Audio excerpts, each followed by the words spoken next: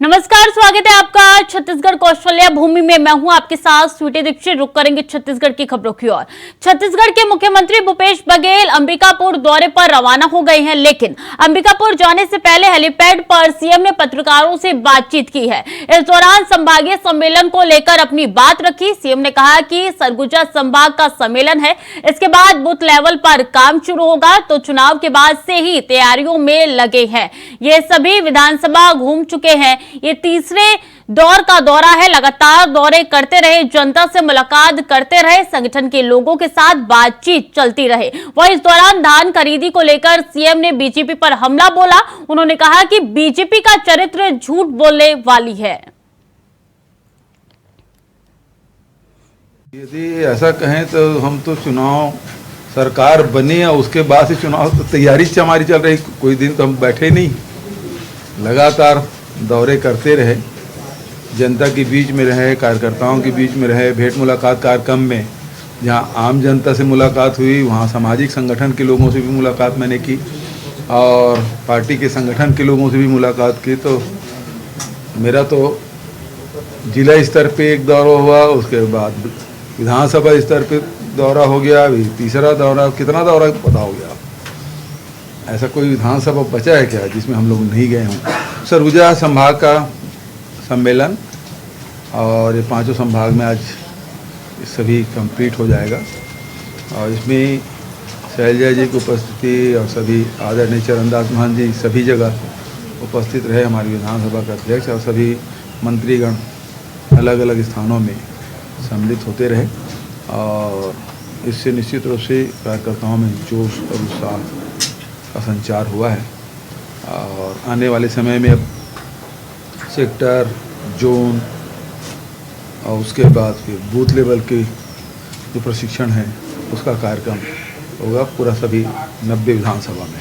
देखिए, ये योजना केंद्र सरकार की है। केंद्र सरकार जैसे जैसे डायरेक्शन दिए, जितने खातेदार है सब कुछ 1000 रुपया दो, फिर उसके बाद फिर नियम बदले, बार बार नियम बदलने के कारण से ये स्थिति आई। पैसा केंद्र सरकार का है, निर्णय केंद्र सरकार को लेना है। समझ गई? तो अब इसको लेकर कोई जांच करेंगे क्योंकि अरे भाई, आगे की जो राशि है वो इससे नहीं मिल पाएगी। मेरे एक लाइन का उत्तर है, पैसा केंद्र सरकार का है, केंद्र सरकार के आदेश से पैसा गया है, खातेदारों की सूची भेजी गई, दिया गया, निर्णय केंद्र सरकार को करना है। हाँ, वो उसमें एक और चीज जुड़ी हुई है, पता लग रहा है पुराने टिफिन रख रहे हैं क्या अभी तक के? उसमें अपने घर से ही वो लोग खाना लेके जा रहे हैं। अब ये स्थिति हो गई है, यहाँ कार्यकर्ता खाना भी नहीं खिला रहे हैं। 15 साल पूछे होते तो आज ये स्थिति नहीं आती। सर, इसी से संबंधित एक सवाल है। देखिए, उनका तो वो झूठ बोलने की फैक्ट्री से सीख के आए हैं, तो झूठ ही बोलेंगे, अफवाह फैलाएंगे।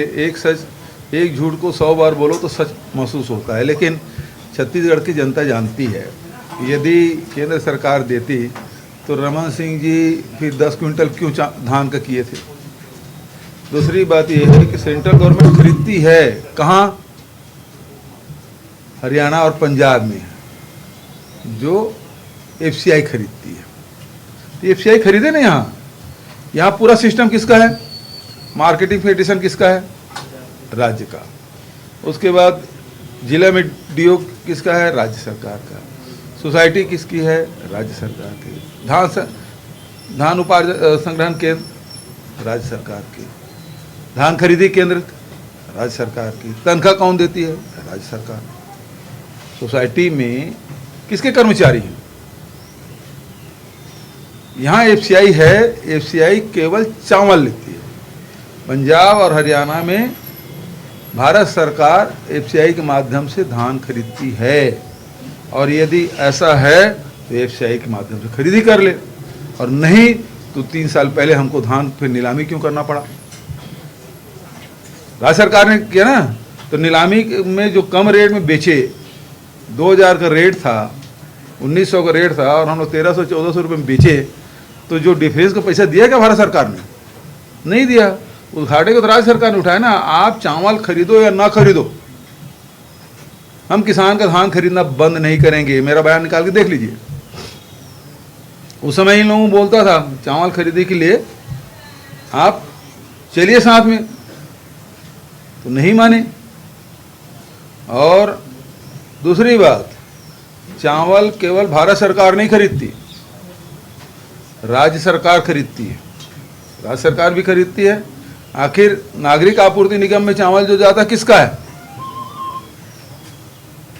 नागरिक आपूर्ति निगम तो राज्य सरकार का है। चावल खरीदती है कि नहीं खरीदती? केंद्र सरकार राज्य को केवल 5 किलो चावल देती है। हम लोग एक परिवार में 35 किलो देते हैं, चाहे 3 का परिवार हो। तो डिफरेंस के चावल कौन देता है? उसके लिए चावल हम खरीदते हैं ना, पूरा पैसा देते बोलते। ये दूसरी छूट। अब चावल में भी देखेंगे तो चावल हम लोग अभी तक के छत्तीसगढ़ सरकार ने जो पीडीएस सिस्टम में 5,000 करोड़ के अनुदान दे चुकी है। 5,000 करोड़ इन 4 सालों में। जैसे बिजली में हम दे रहे हैं 3700 करोड़ रुपया हुआ है बिजली बिल आधा का, उसी प्रकार के चावल में 5,000 करोड़ का अनुदान हमने दिया है। वो भार हमने उठाया। हर साल के बजट में देख लीजिए 1300-1400 करोड़ रुपया केवल चावल में जो डिफरेंस का रेट है वो देने के लिए राज्य सरकार देती है। ये दूसरी झूठ। तो ये झूठ फैला के गुमराह करने की कोशिश, मैं तो केवल ये कह रहा हूँ भारतीय जनता पार्टी प्रदेश अध्यक्ष को, आप उड़ान शुरू करवा दीजिए। तो बजरंग बली का नारा उन्होंने लगाया था, और बजरंग बली का गदा किसके सिर पे पड़ा? तो बजरंग बली तो हमें आशीर्वाद मिला कांग्रेस को। तो बजरंग बली हमारे साथ, बजरंग दल उनके साथ। सर ये ट्विटर के मानसून मौसम में भी बदलाव हुआ है, लू चलने की संभावना है। ऐसे में 16 जून से जो स्कूल खुल रहा है उसको लेकर अब वो परिस्थिति देख लेते हैं, देखने के बाद निर्णय ले लेंगे। सर साहू जी कह रहे हैं भाजपा को झूठ बोल भी ले लिया, कृष्ण भी ले लिया, धाम भी ले लिया, गौ माता भी ले लिया, तो इसलिए भाजपा झूठ बोल रही है, क्या मानते हैं? इनके पास तो कुछ है ही नहीं ना। ये तो गिरफ्तारी दे के, धमकी दे के गए हैं गिरिराज, गिरफ्तार कर लेंगे। कर रहे हो भाई, तुम सरकार में हो, केंद्र सरकार में हो, बहादुर साहब बहादुर हैं, आप कुछ भी कर सकते हैं भाई। हम लोग तो निरीह प्राणी हैं। सर प्रियंका जी की जो कल सभा मामले को लेकर के बिल्कुल तो भारतीय जनता पार्टी तो ऐसी करती थी ना। पिछले 5 साल पहले जब मैं आंदोलन कर रहा था तो मेरे और मेरे पूरे परिवार के खाते को ब्लॉक कर दिया था रमन सिंह जी।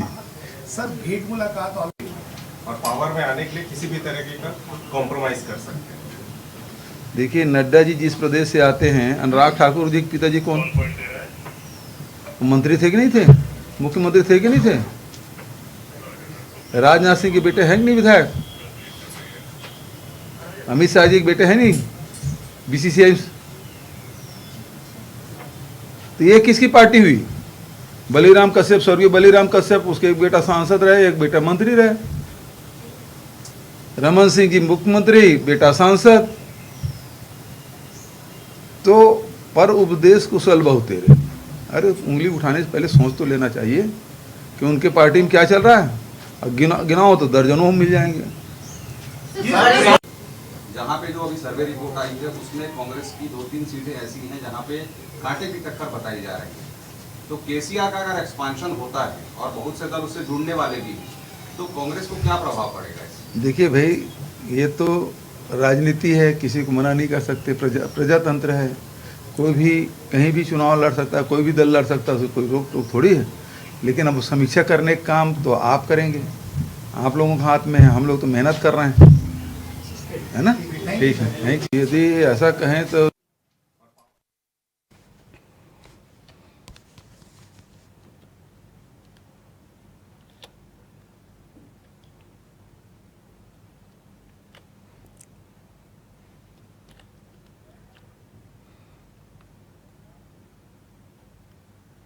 और जगदलपुर भाजयुमो अध्यक्ष अविनाश श्रीवास्तव ने शहर से लेकर गांव तक के खराब सड़कों को लेकर कांग्रेस के सभी विधायकों को जिम्मेदार ठहराया है। अविनाश श्रीवास्तव ने आरोप लगाते हुए कहा कि चुनाव के वक्त कांग्रेस की पार्टी के नेता जनता से झूठे वादे कर जनता को गुमराह किया है और विधायक बनते हैं। इन्हें जनता की समस्याओं से कोई सरोकार नहीं रहा। सड़कों की स्थिति दिन ब दिन और खराब होती जा रही है। जगदलपुर के विभिन्न सड़कें जिनमें कुछ महीनों पहले ही मरम्मत कार्य किया गया था वो सभी सड़कें अभी तक उस लेवल पे नहीं है कि उन्हें देखा भी जाए। गाड़ियां चलते ही चलते डगमगा जाती है और अब वो सभी मरम्मत कार्य भी दम तोड़ती हुई नजर आ रही है।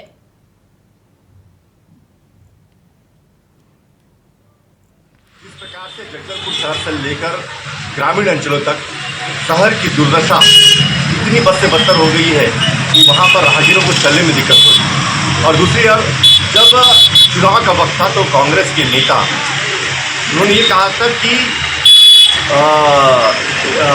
सड़कों का जो जाल है वो बिछाएंगे, सड़कों की स्थिति सुधरेगी।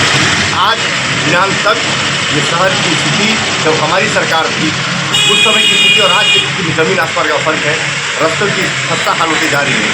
कांग्रेस के विधायक आज उसी सड़क से गुजरते हैं लेकिन उस सड़क से आंख मूंद कर आगे बढ़ जाते हैं। और एक बड़ी बात देखने को मिलती है कि जितनी भी अभी शहर की रोड का जो मरम्मत हुआ है मैं उस समय भी कहता था कि इस हाल में भ्रष्टाचार हुआ है। और आज आप स्वयं देख रहे होंगे कि जो रोडों का जो संतुलीकरण है वो बराबर नहीं होता, गाड़ियाँ डगमगा जाती हैं और डामर उखड़न चालू हो गए हैं। और चुनाव के वक्त अभी आप देख रहे हैं कि जितनी भी सड़क बन रही है वो सब भ्रष्टाचार की भेंट चढ़ चुकी है। ना कांग्रेस जनप्रतिनिधि विधायकों को इस और उनका ध्यान है। और जो जिम्मेदार अधिकारी, मैं साफ तौर पर आपके माध्यम से कहना चाहता हूँ कि पीडब्ल्यू के जितने अधिकारी हैं जो भ्रष्टाचार में लिप्त हैं उन सारे अधिकारियों को बताना चाहता हूँ कि जल्द से जल्द सुधर जाए और रोड को भी सुधार दें। तो आने वाले समय में युवा मोर्चा जो है उन भ्रष्ट अधिकारियों के खिलाफ में और जो ये भ्रष्ट विधायक जो कांग्रेस के विधायक जो गद्दी पे जमे हैं उनके खिलाफ में आंदोलन करने के बाध्य हो।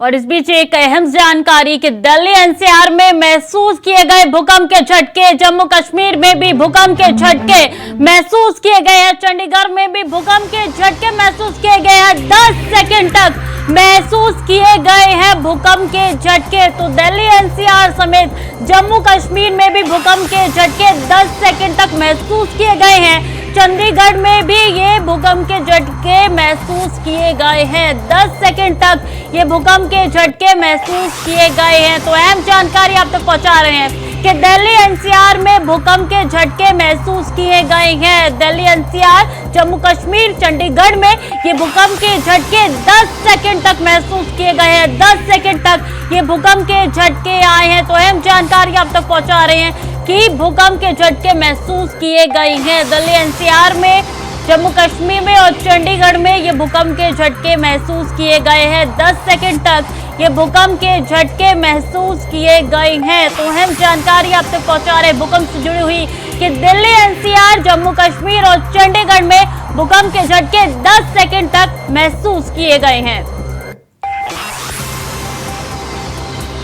जम्मू कश्मीर में भूकंप के झटके भी महसूस किए गए हैं। दिल्ली एनसीआर समेत चंडीगढ़, जम्मू कश्मीर में भी भूकंप के झटके महसूस किए गए हैं।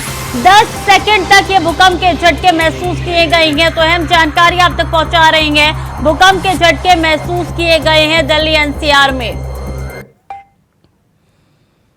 और जगदलपुर के बकावंड में ब्लॉक स्तरीय स्वास्थ्य पंचायत सम्मेलन और जनसंवाद मितानिन कार्यक्रम का आयोजन किया गया, जिसमें मुख्य अतिथि के तौर पर बस्तर विधायक, बस्तर आदिवासी क्षेत्र विधायक विकास प्राधिकरण अध्यक्ष लखेश्वर बघेल मौजूद रहे। इस दौरान बस्तर विधायक ने कार्यक्रम के शुरुआत में छत्तीसगढ़ मैतारी के छायांतरिक पर माल्यार्पण किया।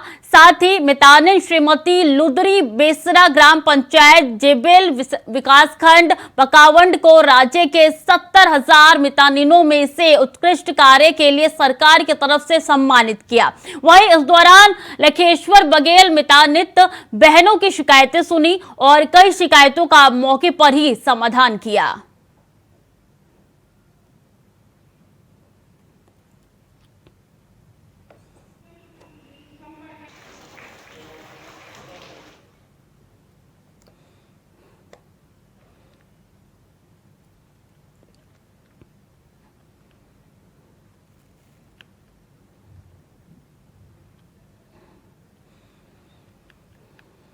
और छत्तीसगढ़ के कोरिया जिले के अनुराग दुबे पिछले 10 सालों से गौवंश के गले में रेडियम पहनाकर उन्हें सड़क हादसों से बचा रहे हैं। उनके इस काम को देखते हुए रायपुर में गोल्डन बुक ऑफ रिकॉर्ड में उनका नाम दर्ज किया गया है। रायपुर के महावीर गौशाला के भवन में certificate, medal, badge, T shirt पहनाकर गोल्डन बुक ऑफ रिकॉर्ड की टीम ने उन्हें सम्मानित किया। रायपुर के श्री महावीर गौशाला प्रांगण में सोमवार को हुए गौ सेवकों का सम्मेलन में अनुराग दुबे ने कोरिया जिले का प्रतिनिधित्व किया। उसी समय golden book of record Chhattisgarh head ने अनुराग दुबे को सम्मानित किया। Golden book of record team की छत्तीसगढ़ हेड ने बताया कि यह पहला ऐसा रिकॉर्ड दिया जा रहा है जिसमें कोई व्यक्ति गौवंश को रेडियम बैंड पहनाकर उनको दुर्घटना से बचाने का काम कर रहा है। बरसात के पहले और बरसात के द्वारा हमारे गौ रक्षा वाहिनी क्रांति संगठन के द्वारा गौवंशों के गलों में रेडियम बेल्ट बांधा जाता है, जो कि मुझे तो जानकारी नहीं था। मैं कि बांधते जा रहा फिर एक बार खबर आए कि जानकारी देने के लिए कि अभी तक आपने कितना रेडियम बेल्ट बांध चुका है। तो मेरे द्वारा जानकारी दिया गया कि हर वर्ष लगभग 500 से 550, 600 रेडियम बेल्ट हमारे संगठन के द्वारा बांधा जाता है। उसी मुहिम में आज मुझे ये golden book of world record में नाम दर्ज होने का सौभाग्य मिला है। ये मेरा सौभाग्य नहीं है, ये बैकुंठपुर के कोरिया जिले के हर गौ सेवकों के समान है जो मेरे साथ मेरे इस कार्य में हरदम जो मेरी मदद करते हैं। आज अनुराग दुबे जी को गौ रक्षा के लिए जो रात को गायें रोड में बैठी रहती हैं या इधर उधर विचरती रहती हैं, तो जो रेडियम बेल्ट रहता है जो अंधेरे में चमकता है, वह उन्होंने लगभग 4360 गायों को बांधा। उसमें उनका हमारे golden book of world record में रिकॉर्ड हमने आज उनको आधिकारिक रूप से सर्टिफिकेट सौंपा है। सर, रेडियम बेल्ट का कोई वर्ल्ड रिकॉर्ड नहीं है, ये न्यू रिकॉर्ड है।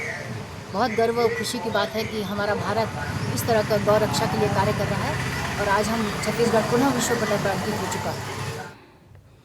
और जनसेवा राष्ट्रीय भक्ति का नारा देकर समाज में काम करने वाले पुलिस अधिकारी, अर्धसैनिक बल और जवान आए दिन सुर्खियों में रहते हैं और आलोचनाओं का शिकार भी होते हैं। लेकिन कई दफा वही पुलिस अधिकारी, अर्धसैनिक बल और जवान कुछ ऐसा भी कर जाते हैं जो मिसाल बन जाता है। ताजा मामला आलदंड मुठभेड़ से जुड़ा हुआ है, जहां आलदंड मुठभेड़ के बाद सुबह सर्चिंग कर रहे जवानों को एक महिला नक्सली का शव मिला। वहीं उक्त महिला नक्सली का शव जवान कंधे में लादकर 12 किलोमीटर पैदल चलकर छोटे बेटिया कैंप लाए। पुलिस अधिकारी, अर्धसैनिक बल और जवानों की इस कार्यशैली को देखकर गांव वालों ने भी जमकर तारीफ की। इसको चर्चा अब गांव वालों से शहर तक होने लगी है।